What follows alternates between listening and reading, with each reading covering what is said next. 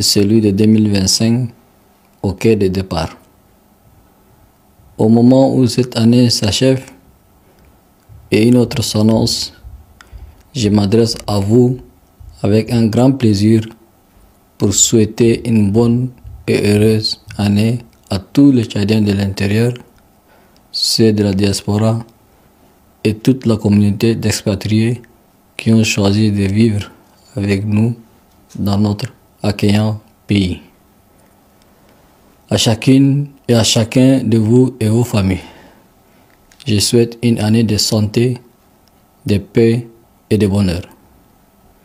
Recevez mes vœux les meilleurs, avec une pensée particulière pour les plus faibles d'entre nous, nos malades, sinistrés, orphelins, veuves, prisonniers et personnes vulnérables.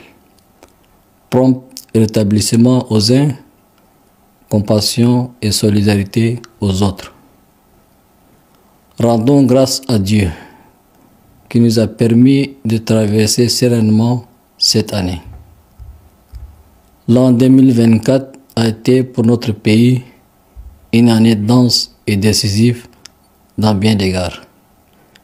Elle sera inscrite dans les annales de l'histoire. L'histoire retiendra quelle aura été l'année qui a permis à notre cher pays de terminer son processus électoral avec la tenue de toutes les élections comme prévu par les assises du dialogue national inclusif et souverain. Nous tournons ainsi dans la paix, la sérénité et l'unité la page d'une transition politique inclusive, consensuelle et exemplaire. Cela n'a pas été un exercice facile. C'est pourquoi j'invite chacun de nous à préserver les acquis de cette étape franchie, une réussite à mettre à l'actif de chacune et chacun de nous. Au seuil de la nouvelle année, souhaitons à notre pays un nouveau départ résolu et surtout une année de travail pour un avenir radieux avec une concentration de nos efforts sur l'essentiel.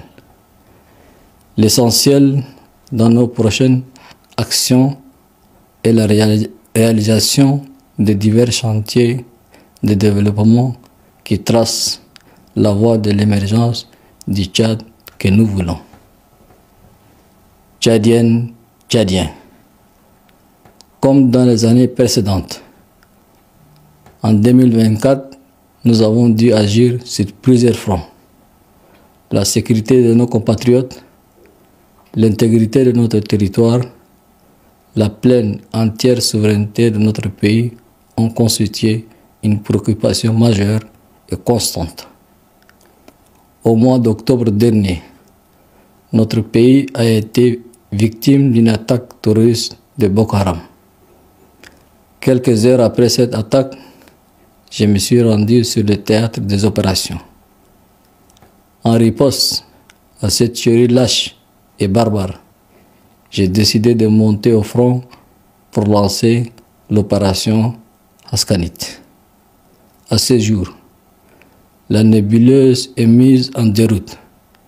C'est ici le lieu de rendre un hommage mérité à nos forces de défense et de sécurité qui, au prix de sacrifices suprêmes, assurent la sécurité de nos populations et leurs biens et veillent à la défense de l'intégrité du territoire national. Je loue ici, de manière particulière, l'élan de solidarité de l'ensemble de mes compatriotes derrière nos forces de défense et de sécurité. Tchadiennes, Tchadiennes, mes chers compatriotes, la sécurité est restée au cœur de mes actions. Nous avons travaillé avec rigueur à l'effet de renforcer la sécurité intérieure. Comme promis, nous avons mis les trois composantes de la sécurité intérieure, respectivement la gendarmerie nationale, la police nationale, la garde nationale et nomade, sous un commandement unifié du ministère en charge de la sécurité publique. Un renforcement en formation qualifiante et équipement moderne a été accordé aux forces de l'ordre pour mieux assurer la sécurité des personnes et de leurs biens. Soldats et patriotes, je ne vais jamais renier à mon engagement à vous protéger et à défendre l'intégrité territoriale de notre pays. Tchadiennes, Tchadiens, mes chers compatriotes, le 23 mai dernier, devant Dieu et devant le peuple, j'ai scellé un contrat de confiance avec vous pour projeter le Tchad dans la modernité en accordant une priorité absolue aux secteurs vitaux. Je salue votre résilience, mais je suis aussi conscient de vos difficultés quotidiennes. Malgré nos efforts quotidiens, la persistance de la cherté de la vie, la difficulté de l'accès à l'eau et à l'énergie, l'insuffisance des services sociaux de base, le taux élevé du chômage, la pression de l'afflux des réfugiés ou encore les conséquences des inondations demeurent des défis majeurs. Nous devons relever. Je le sais pertinemment. Vous attendez de moi un allègement du coût de la vie, une fourniture d'énergie suffisante, un accès optimal à l'eau potable, un système de santé solide, une réforme du système éducatif, un habitat décent, une garantie de la sécurité et du travail pour tous les chômeurs, un développement substantiel à nos secteurs vitaux, notamment l'agriculture, l'élevage, les mines, le numérique, l'énergie et la transformation industrielle.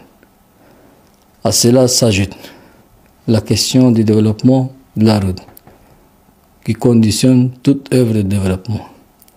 C'est pourquoi l'investissement en infrastructures routières occupe une place de choix dans nos actions en perspective.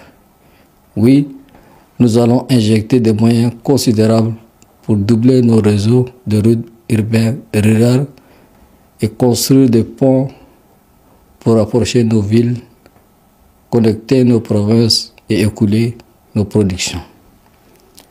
Tchadiennes, Tchadiens, mes chers compatriotes, ayant à cœur de traduire très rapidement les points forts de mon programme politique décliné en 12 chantiers et sans action, j'ai décidé de suivre et évaluer personnellement la réalisation de mes engagements. Sur le plan de l'économie, nous œuvrons pour faire de l'économie de notre pays une économie résiliente en misant sur les potentialités de base dont dispose notre pays. Plusieurs axes économiques ont été activés durant l'année 2024. Les entreprises et sociétés d'intérêt public ont été profondément restructurées afin d'améliorer leur efficacité. La cohérence de la gestion des finances publiques constitue un pilier central pour financer des projets en cours et démarrer de nouveaux. Des actions allant dans le sens de l'optimisation des recettes fiscales et douanières ont été entreprises grâce à la digitalisation massive des régies des recettes et des dépenses. Tchadiennes, Tchadiens, dans notre noble lutte contre la corruption, nous avons franchi une étape essentielle avec la création de plusieurs institutions indépendantes pour lutter efficacement contre ces fléaux, notamment la mise en place de l'autorité indépendante de lutte contre la corruption et l'élévation de la Chambre de comptes à une Cour de comptes qui devient ainsi une institution à part entière de la République.